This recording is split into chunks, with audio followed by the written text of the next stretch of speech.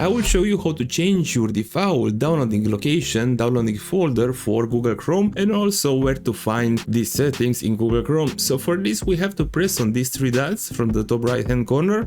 Now locate settings and press on settings, and in the left side you'll find a menu and you'll find here downloads. Let's press on downloads, and here you can see the location of our downloads. Basically what we are going to download on Google Chrome, it will be saved in this folder in the D partition and in downloads W folder in my case. And if you want Google Chrome to ask you all the time when you are downloading something where to save it, you will have to mark this one. But now I will show you how to change this location. Just press on this change button, this menu will pop up. Now select this PC and select where you want to save these folders, the location of your downloads. I will select the D drive. Let's make another folder. Let's name this folder tutorial.